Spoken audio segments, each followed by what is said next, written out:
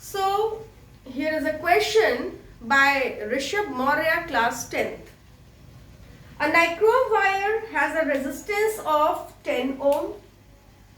Find the resistance of another nichrome wire whose length is 3 times and area of cross section 4 times the first wire.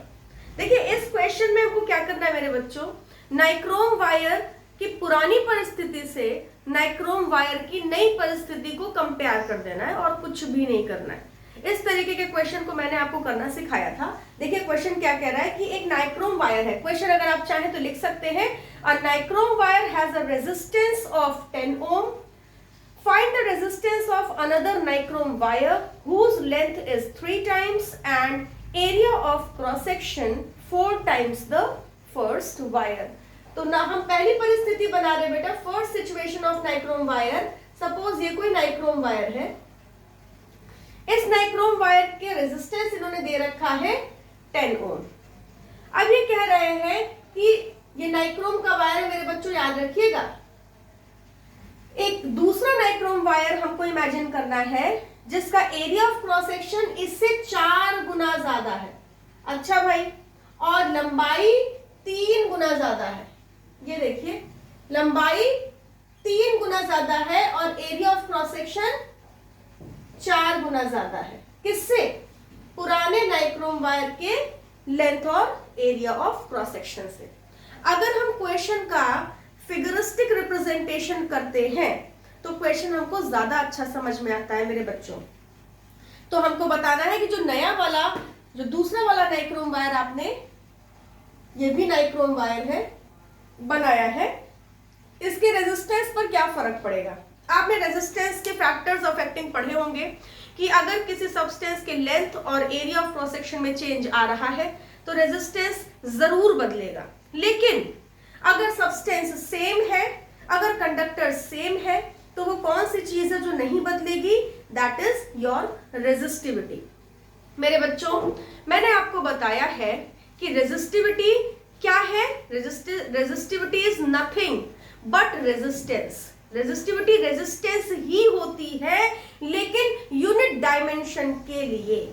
किसी भी conductor के unit dimension के resistance को ही हम resistivity बोलते हैं। Means अगर नाइक्रोम की चर्चा हम कर रहे हैं तो नाइक्रोम के यूनिट डायमेंशन का जो भी रेजिस्टेंस होता है वही नाइक्रोम की रेजिस्टिविटी होती है। अब आप अलग अलग डायमेंशंस के लिए रेजिस्टेंस को कैलकुलेट कर सकते हैं, but resistivity will always remains constant. ठीक है, तो यहां जो रेजिस्टिविटी लेंगे यहां पे भी वही रेजिस्टिविटी हमको लेनी होगी। तो पहली सिचुएशन का आप रेजिस्टेंस निकाल लीजिए, R1 is equals to rho times L1 upon A1। दूसरी परिस्थिति का रेजिस्टेंस रो टाइम्स L2 अपॉन A2। बेटा यहाँ L1 आपने L माना है, A1 आपने A माना है, तो R1 आपका रो L अपॉन A हो गया। यहां देखिए L1 आपका 3L है, A2 आपका 4A है, तो R2 हो गया रो टाइम्स 3L अपॉन 4A। अब या तो आप उठाकर R1 अपॉन R2 कर दीजिए, रो रो LL कट जाएगा, AA कट जाएगा, और या तो आप R2 में R1 को ढूंढ लीजिए। बेटा R2 में R1 को अगर आप ढूंढना चाहते हैं तो नंबर्स को दूर कर दीजिए। बेटा नंबर्स बाहर कर दे, रो L अपॉन A लिख ले, तो क्या कोई फर्क पड़ेगा? नहीं पड़ेगा। तो रो L अपॉन A आप देख सकते हैं, ये तो R1 है ना, तो उठा करके R1 यहां रख दीजिए, तो आपको क्या मिल जाएगा? R2 is equals to 3 upon 4 times R1। Is that clear? अब बेटा R1 की वैल्यू आपको क्वेश्चन में दे रखी है, देखिए 10 ओम। R1 क्या दे रखा है? 10 ओम। तो 3 अपॉन 4 इंटू 10 कर दीजिए, get it solve and have your answer.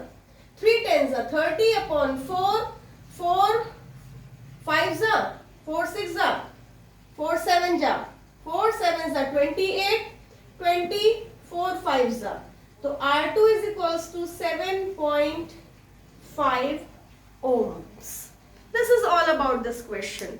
बेटा क्वेश्चन को सॉल्व करने से पहले अपने मन में एक परसेप्शन जरूर बनाइएगा कि तार यदि मोटा हो रहा है तो कंफर्म इसका रेजिस्टेंस पिछले रेजिस्टेंस से कम होगा, कंफर्म कम होगा। लेकिन उसी कंपैरिजन में आप देखिए लंबाई भी 3 गुना हो रही है ना, लंबाई भी तो बढ़ रही है। आपको पता है लंबाई बढ़ती है तो रेजिस्टेंस बढ़ता है, लेकिन एरिया ऑफ क्रॉस सेक्शन बढ़ता है तो रेजिस्टेंस घटता है। तो ये क्वेश्चन कंपैरिजन के तौर पर हमने क्या देखा कि पुराने रेजिस्टेंस और नए रेजिस्टेंस में जो नया रेजिस्टेंस है वो पुराने रेजिस्टेंस से कम आ रहा है। Means area of cross section की जो चौड़ाई है वो हावी पड़ रही है लंबाई के 3 गुना पर। ये मैंने ऐसे ही बोल दिया, ऐसे ही आपके कॉन्सेप्ट को थोड़ा और क्लियर करने के लिए। तो इस तरीके से आप क्वेश्चंस पूछते रहिए और मैं आपको क्वेश्चंस बताती रहूंगी। थैंक यू वेरी मच मेरे बच्चों, हैव अ नाइस डे।